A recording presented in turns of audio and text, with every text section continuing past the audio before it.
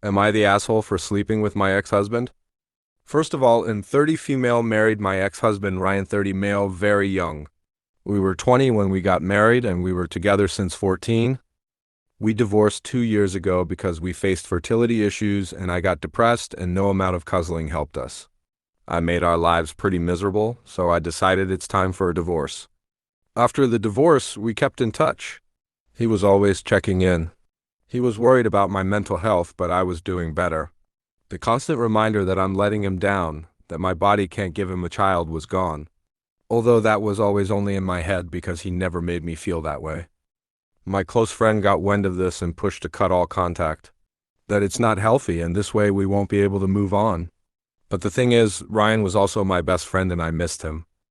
On her insistence, I wrote Ryan that we shouldn't keep in touch anymore. He was upset but said he understood.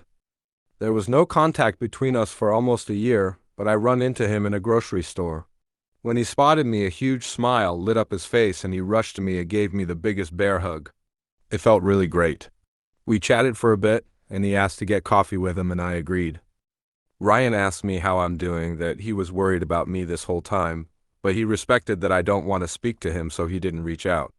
I told him that I'm doing great, that I really needed this time to focus only on myself, that I learned to accept that motherhood is not in the cards for me.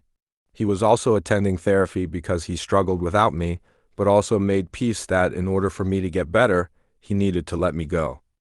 We decided we will check with our therapists if they think it's a good idea to keep in touch.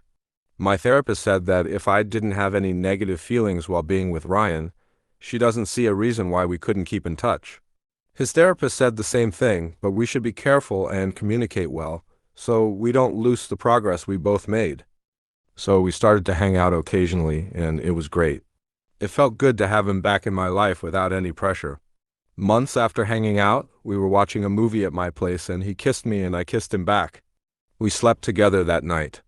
When we woke up, we talked what this means and we decided we won't put any pressure on us and just do what feels good. So we kept meeting, we talked a lot about everything, our expectations in life. We also talked about reconciliation, but mostly we had fun and enjoyed each other. One of our mutual friends saw us holding hands in town and he told our whole friend group. My friend who advised me to cut contact with Ryan came that evening to my place and started yelling at me that I'm ruining Ryan's life, that this way he will never move on. She asked if I'm sleeping with him.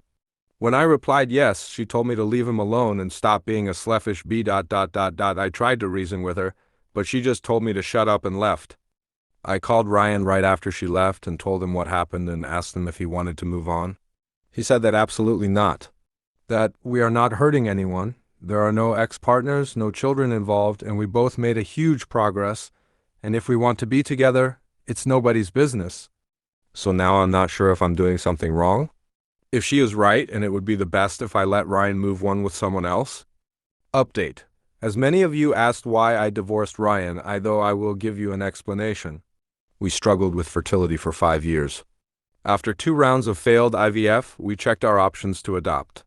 We had a mortgage, student loans, and loans which we took out for the IVF, so we were not good candidates for adoption. Every month when I got my period, I had a mental breakdown and Ryan suffered because he didn't know how to help me. We went to couples therapy for 2 years, but it didn't help. I was obsessive with my behavior and Ryan was afraid to touch me anymore because any intimacy meant hope. All the joy from our lives was gone and I decided to end our misery. We loved each other still, but when your mind is against you, sometimes you need to do something drastic to get better. Now we are both happy again and enjoying life without any pressure. And as we both concentrated on our careers in the last 2 years, we are also financially much better. So maybe one day we will have a chance to adopt, but if not, I will be happy anyway with only Ryan by my side.